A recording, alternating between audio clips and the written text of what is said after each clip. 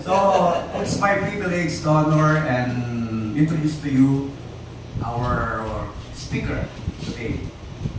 Faithful servant of the Lord, whose life reflects dedication, both in work and in faith. He is a graduate of Patria Sable Corpus College with an associate degree in computer science and a civil service pastor. He is currently employed at TAPS Alicia. For 17 wonderful years, he has been loving husband to Sis Annalyn. And together, they are blessed with 3 children, Gab, Jean, and 30.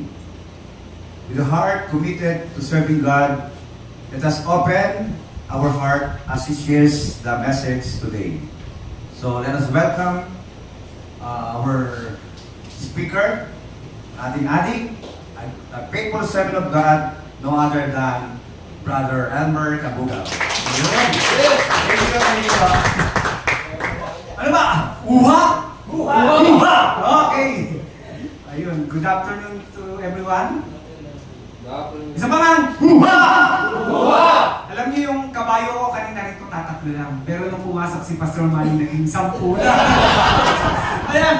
So, nevertheless, magandang hapon sa ating lahat. A blessed afternoon to everyone. Alam niyo ba, nakikita niyo po ba yung picture niyan? Yun yung hindi nasagot kanina ni Kuya Leonard. Our topic for today is about Noah. So, alam niyo ba nung bata tayo, pag nakakita tayo ng naririnig natin Noah's Ark, ano yung unang pumapasok sa atin? Malaking barko.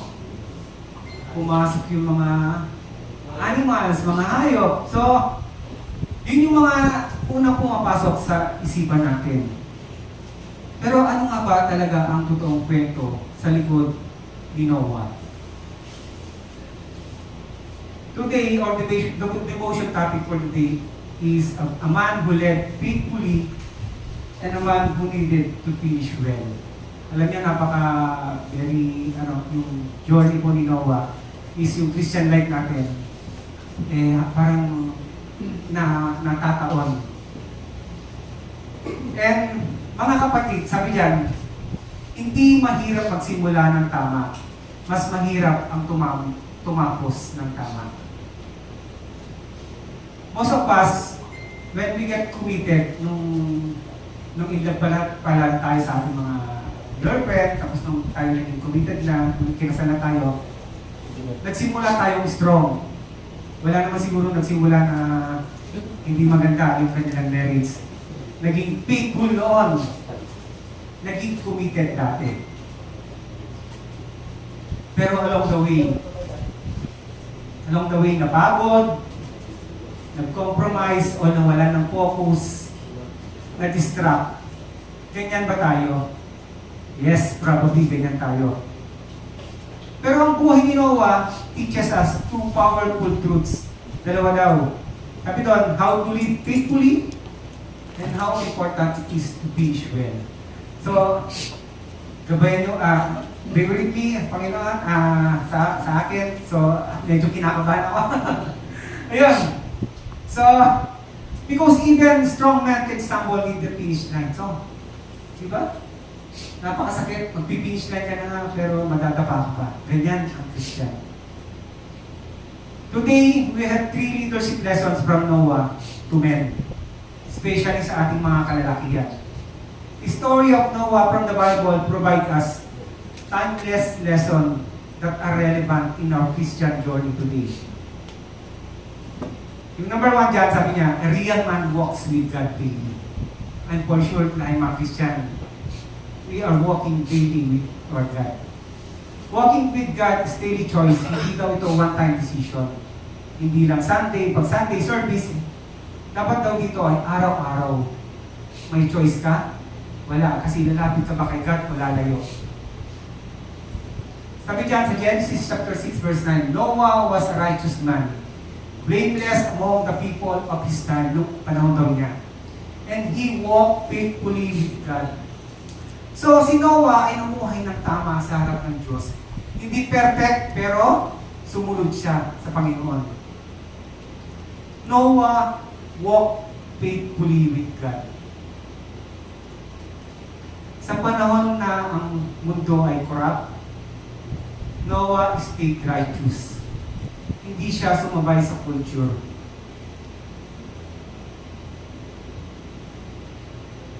Ganyan mga kaibigan, sa buhay natin ngayon, sa dami ng problema natin, pressure sa work, expectation ng society, distractions online. Alam niyo ba, magbabasa ka na lang ng Bible app mo, biglang may mag-pop up na TikTok or Facebook. So bigla na lang mawawala yung Bible time mo. Ngunit tulad ng pinapakita sa kwento ni Noah, hindi siya sumunod sa inaasahan ng lipunan sa kanyang panahon. Sa halip, pinili niyang sumunod sa Diyos kahit siya ay pinagtatawanan. Di ba pinagtatawanan siya noon? Kasi ano ba daw si Noah, gagawa ng barko. Siguro nung unang panahon, tinatawag siya isang baliw. Pero leadership starts with daily walk with God.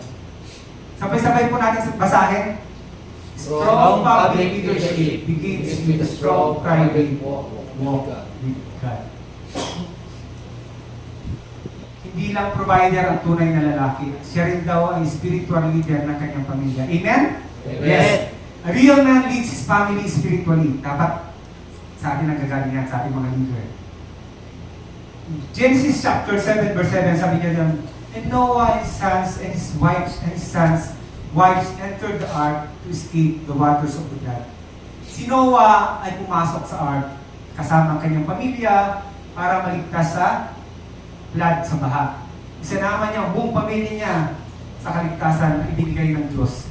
Mga kapatid, hindi lang ako at ang Diyos, dapat matadala mo rin ang pamilya mo sa tamang ligtas. Sabi diyan, faith should influence your family. Leadership starts at home. Tandaan po natin yan. Sa pamilya pa rin mo natin, sa bahay pa rin natin. So, hindi daw employees, hindi ministry members, hindi followers. Family first. So, yan. Sila ay pumasok sa arko bilang pagsunod sa Diyos. At bilang tanda ng kanilang pananampalataya at pagtitiwala sa Kanya. Sa kabila ng pagdududa ng iba, pinili nilang sumunod ng buong puso sa ating buhay. Ang pagpasok sa arko ay maaaring sumisimbolo sa pagpili natin sumunod sa Diyos at umiwas sa kasalanan. Kahit hindi ito naiintindihan o tinatanggap ng mundo, ito ay hakbang ng pananampalataya. Pagpili ng kaligtasan kaysa sa pansamantalang kaginhawaan. Ang pagsunod sa Diyos ay may kaakibat na proteksyon, kapayapaan at pag-asa, lalo na sa gitna ng pagsubok at bagyo ng buhay. Amen? Amen. Number 3, sabi dyan, obedience leads to protection. Dahil sumunod sila at sila ay naligtas, di ba? Ang pagsunod sa Diyos ay may dalang proteksyon at blessing. Sabay-sabay ulit natin basahin. Your greatest leadership success is your family spiritual direction. This is what exactly we see in the life of Noah. Sabi dyan, he built the ark for how many years? Sabi ng mga experts, sabi nila, kasi nung nabubuhay siya, parang 50 to 75 years daw binuo yung ark. Ang tagal. No crowd cheering. No validation, probably even mocked by people. Kinukot siya si Noah. But still, he obeyed God. Hindi binanggit na may pumalakpak kay Noah. Sa Bible, hindi binanggit. Walang audience, walang likes, walang approval ng tao. Pero ang ginawa ni Noah, sumunod pa rin sa ating Panginoon. Doon nasusukat na ang tunay na lalaki kahit walang nakakakita, sumusunod pa rin siya sa Panginoon. Imagine Noah building the ark, ilang dekada, sabi na, ng mga scholar, 50 to 75 years. Kung sa atin daw siguro nangyari yan, siguro punayin natin, reklamo natin, sa hirap at pagod, tagal ng panahon para buuin ang isang arko. Walang appreciation. Walang support. walang resort agad. Kasi 75 years. Pero, nagpatuloy lang siya. In Genesis chapter 6 verse 22, Noah did everything just as God commanded him. So, this verse is very short but very powerful. What it means for us today is obedience is complete. Hindi daw ito partial. Dapat obedience is complete, not partial. Minsan gusto natin kasi selective lang. Yung kaya lang natin gawin. Pero ang tunay na pagsunod daw sa Kanya, lahat kahit mahirap. Simple reflection. Sabi niya, am I obeying God completely or only when it is convenient? Sumusunod ba ako sa Diyos ng buo o pinipili ko lang yung gusto ko? Real men obey even when no one notices. But here is a part many men forget about Noah.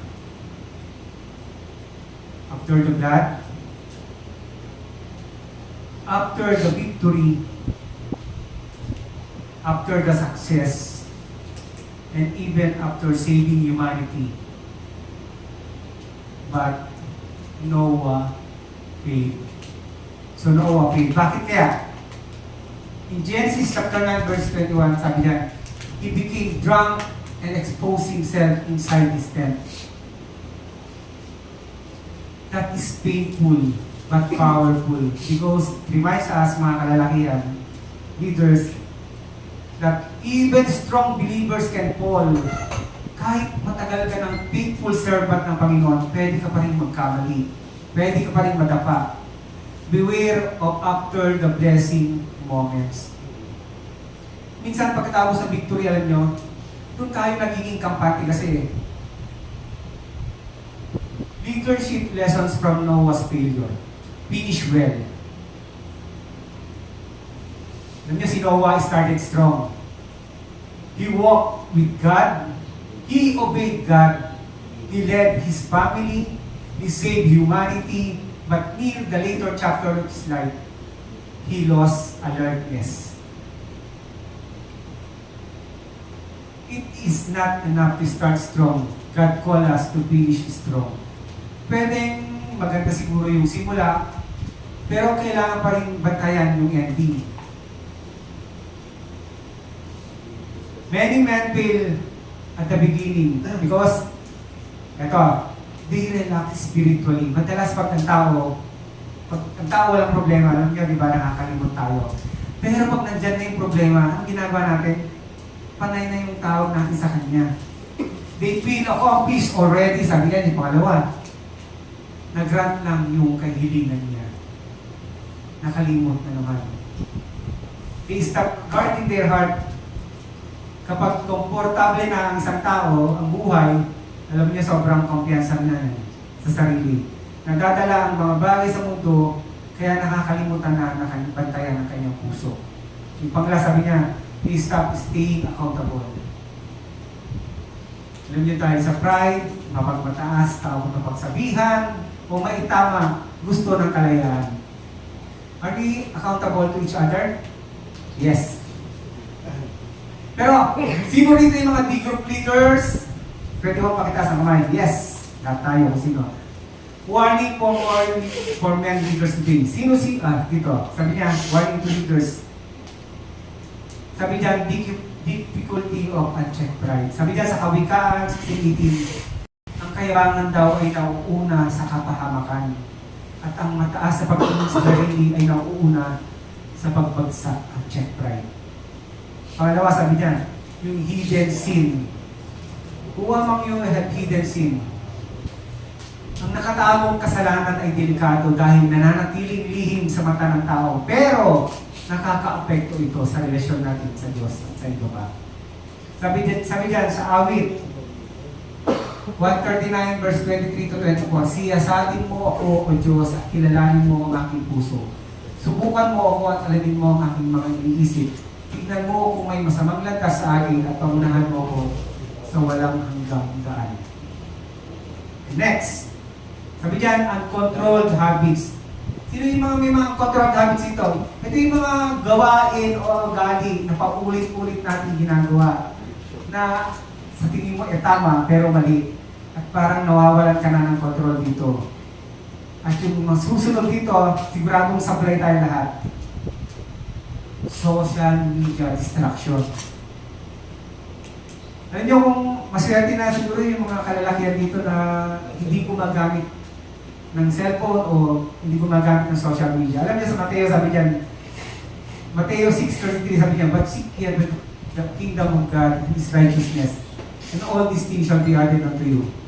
Tagalog sabi niya, unahin mo ang kaharian ng Diyos at ang kanyang katuwiran, at ang lahat ng ito ay darating sa iyo. Pero, alam niyo ba na madalas fail tayo dito sa bagay na ito? Gaming addiction. Yan. Isang modernong anyo na ang controlled habit na pwede talagang makasagabal sa relasyon natin sa Panginoon.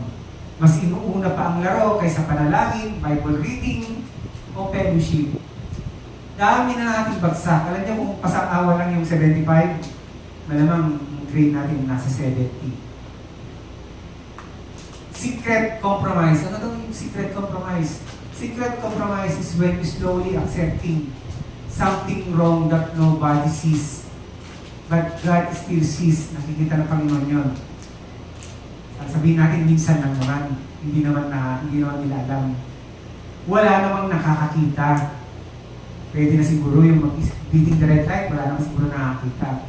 Kaya ko pa ito kontrolin. But over time, it weakens your character in your walk with God.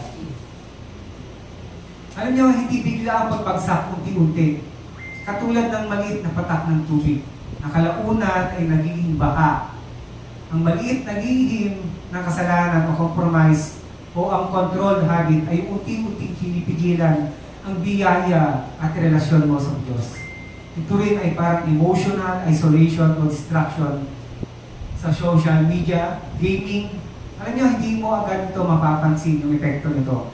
Pero sa paglipas ng panahon, nagdudulot ito ng kahinaan sa spiritual at emotional na buhay natin.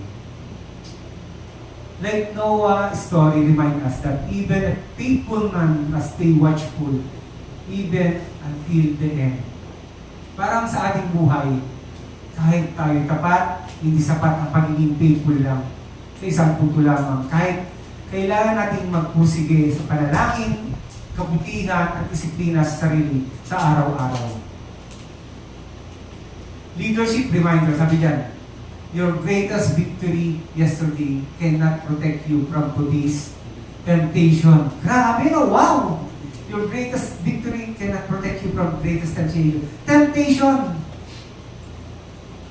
Kahit naging painful ka kahapon, kailangan mo pa rin piliin yung tama ngayon. Your obedience is not enough for today. So, temptation is daily, not seasonal. Diba, kahit paglabas mo lang ng mamaya ng siset, nakakita ka ng naka magandang suot, minsan natetempt, karamihan. Totoo ba to? Hindi. Nawawala ang tukso after victory. Minsan doon pa nga tayo lumalakas. How many leaders can finish well? Sabi dyan, like Noah, we already started walking with God.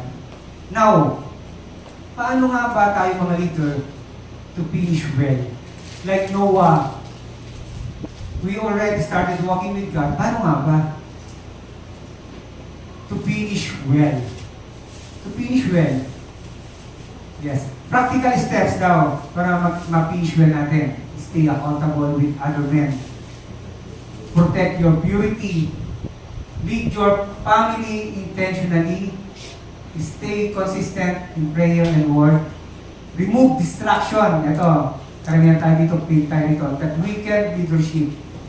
Remain humble even after success. So, sabay-sabay po natin basahin. Finishing well is a daily decision, not a one-time achievement. But wait, there's more. Sabi yan, challenge to men leaders.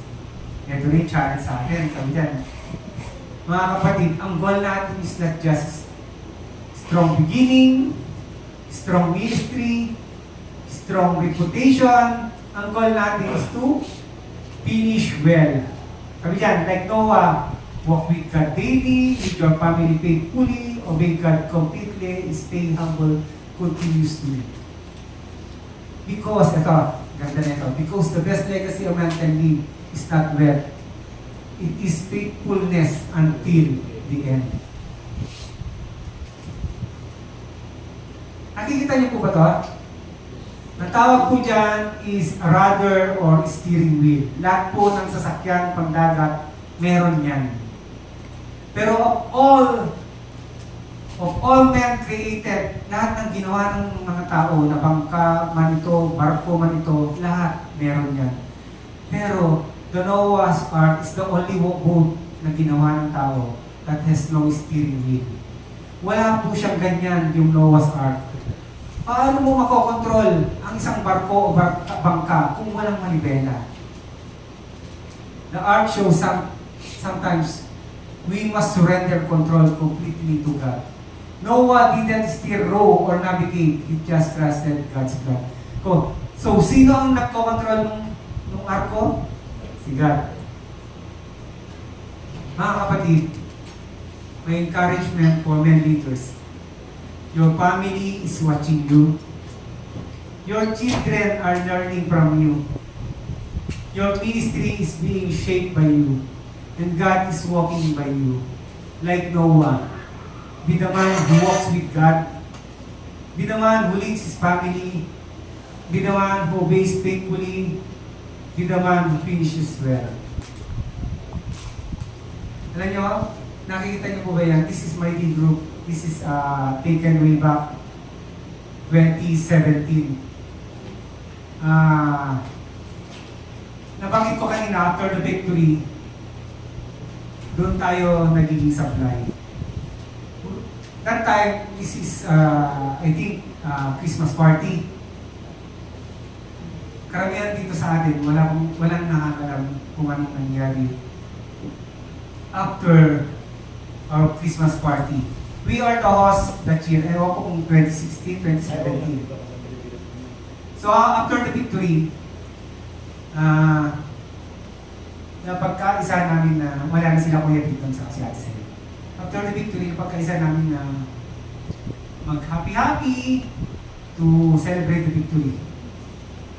Then, we lower our guard.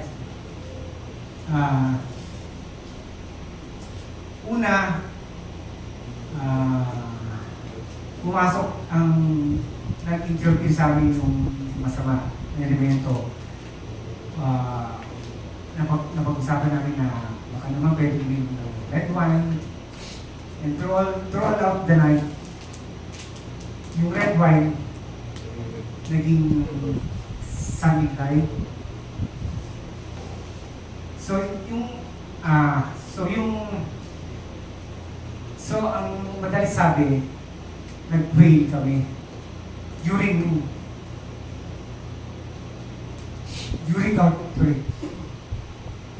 So, to make the story short, bumaba kami sa ministry. Kinausap kami ng COS, ng Kuya Pete. Nagkamali kami during that time. Ang masakit doon, kasama yung mga anak namin, nakikita kami, naginuman. So we pay like Noah. So, we must guard our heart. Yung mga sarili natin, if we do not guard our faith and our heart, yung consequences will slowly show in your life. Our decision become weaker, our conviction become dull, our integrity get compromised, our relationship with God becomes distant. So, sabi nga dyan sa Proverbs 4 verse 23, guard your heart above all else, for it determines the course of your life. Maaari po ba tayo tumayo at basahin natin ito? Masakay po tayo. Thank you for this example, Noah. A man faithful and courageous, resolving even in its trials. Help us, Lord, to be like Him, faithful in our words, actions, and hearts.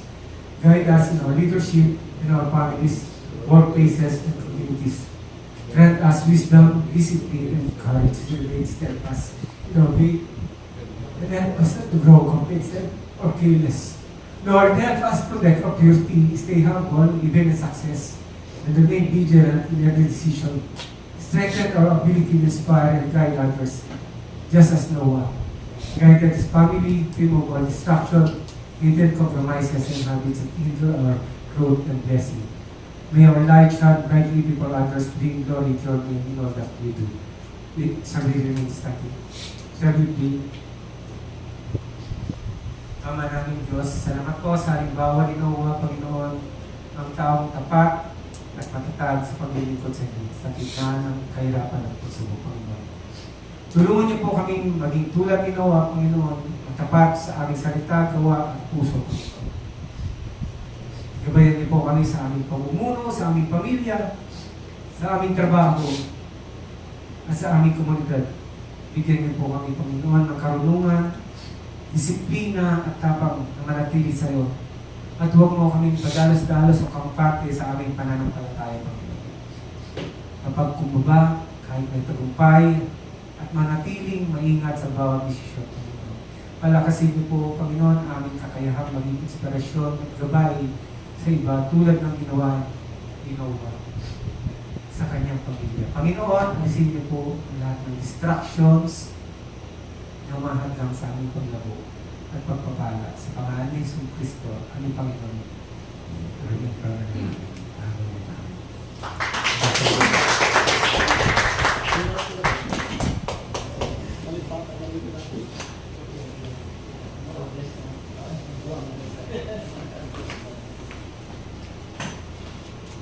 Yun, so are we blessed po?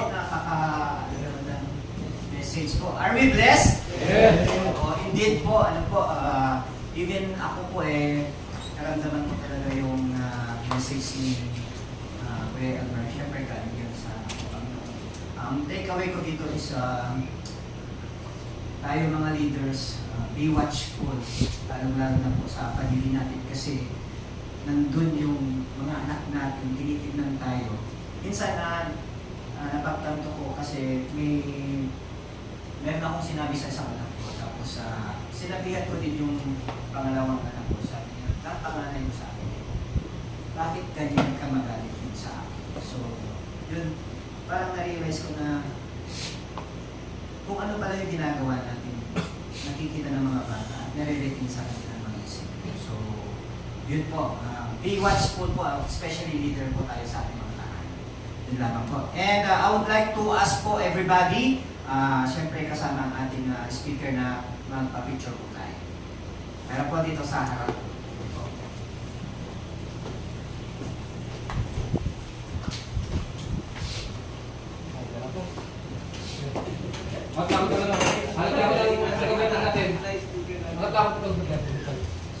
Sige po. Pasok na po. Sige po. Picture po tayo.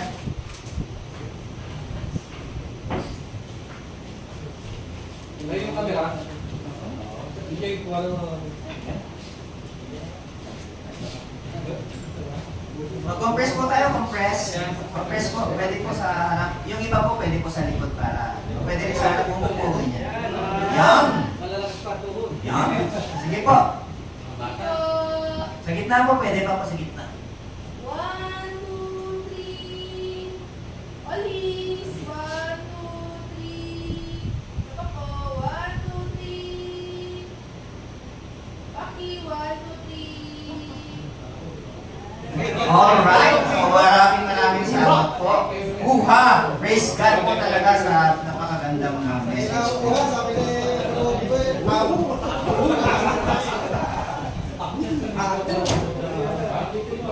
Okay po, so before we proceed, we have a few announcements po. Save the date. Ano po, so our next Wow Men Gathering will be on May 23. Ano po, so I believe and inaasahan po namin na lahat ay dadalo ulit. And then, pwede po makiusap, pwede po kayo magdala ng kasamahan po natin. Para lalo po tayong dumami, ano po. Okay. And then, please like and share also. Meron pong Facebook page ang ating grupo, which is Movement Alicia, ano po. So, pwede po natin i-like and share po para mas lalo po natin ma-inform mga kalalakihan, ano po. And then, lastly, we invite everyone to join our Sunday service tomorrow at exactly 9 o'clock a.m. here at CCF Worship Hall. Let's continue growing together in God's Word. Okay, so this time, we will divide ourselves for our group discussion. Ano po. So, pwede po ba, since nasa table na po tayo, yung mga walang nasa table po,